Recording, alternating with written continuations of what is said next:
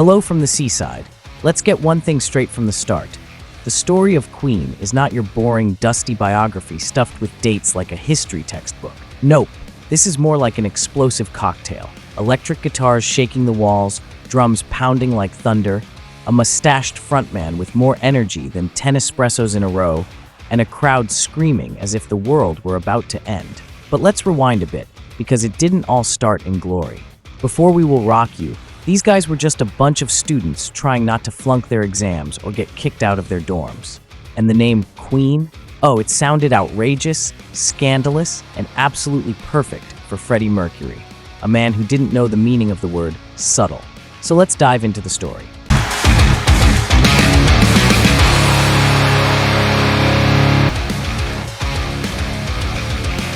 It all began in 1968. Brian May and Tim Staffel wanted to form a band.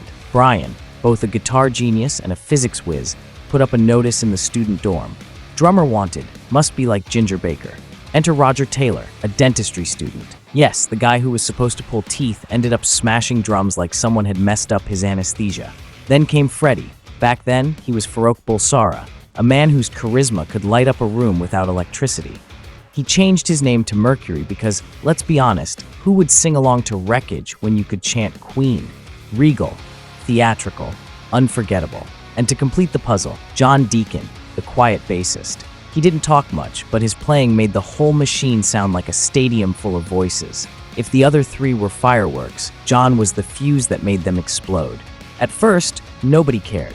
They played tiny gigs at Imperial College, recorded free demos in studios, and were ignored by record labels. It was like trying to become an influencer today, and only getting 3 likes from your mom, your dad, and your grandma. But Queen didn't quit. They knocked on doors until finally someone said, "Fine lads, make an album." And so it began. Sure, their early days were more comedy than drama. 4 young guys trying to look rock and roll, while still worrying about rent and exams.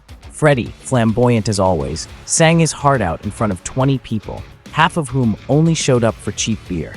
But Freddie performed as if he were in front of 100,000. That was his magic.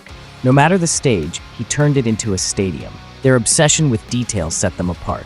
Perfect vocal harmonies, unforgettable guitar riffs, endless solos. They spent nights in the studio chasing the Queen sound, a mix of rock, opera, and, well, something only they could explain.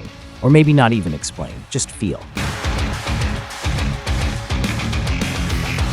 Their debut album dropped in 1973 and did fairly well, but the real storm came with Sheer Heart Attack, and of course, Bohemian Rhapsody. When Freddie suggested releasing a 6-minute track, everyone laughed. Songs have to be 3 minutes, max. Freddie's answer? Classic. "Darling, I don't make musical snacks. I make royal feasts." And guess what? Radio DJ Kenny Everett played it 14 times in a single weekend. Boom, Bohemian Rhapsody exploded, stayed #1 for 9 weeks, and changed the rules of the industry. Its video basically invented MTV before MTV existed. The 70s were insane. World tours, free Hyde Park concerts with hundreds of thousands of people, wild New Orleans parties with dwarfs, mud wrestling, and, let's just say, over the top.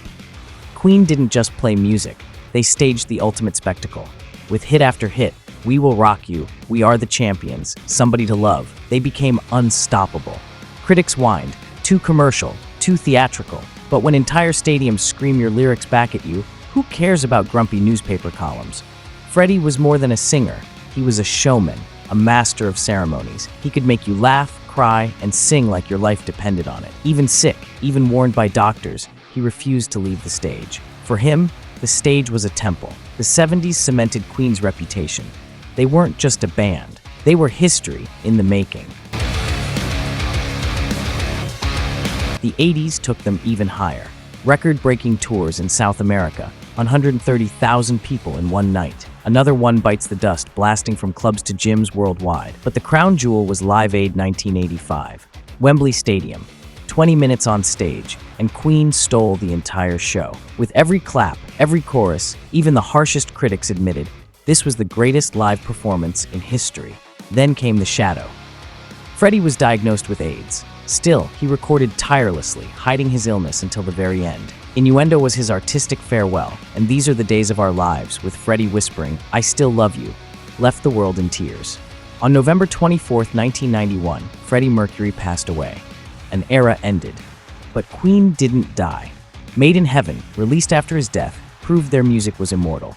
Even now, millions clap, sing, and live through their songs as if Freddie were still on stage. Yes, there was pressure, endless tours, personal struggles, but Queen constantly reinvented themselves, mixing rock, disco, funk, opera. Some said they were selling out. The fans, they never left. Every new song became an anthem. Freddie's death might have closed one chapter, but their legacy only grew. The Show Must Go On wasn't just a song, it was a statement. Art remains. Queen became eternal. From grandparents to school kids, generations still shout their lyrics at the top of their lungs.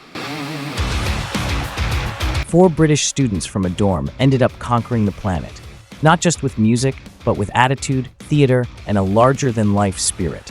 The jokes, the scandals, the massive concerts, all part of Queen's legend. But the core truth is simple. Good music never dies. Queen proved you can be spectacular, sarcastic, brilliant, and completely crazy, and still change the world. So as Freddie would say, the show must go on. If you enjoyed this episode, hit subscribe, share, and drop your favorite Queen song in the comments. And don't forget, check the links in the description for Zaturk merch, Patreon support, and some cool freebies. That way, you help keep this channel alive and rocking. Until next time, I wish you happiness and sanity, well, at least a little bit. Cheers!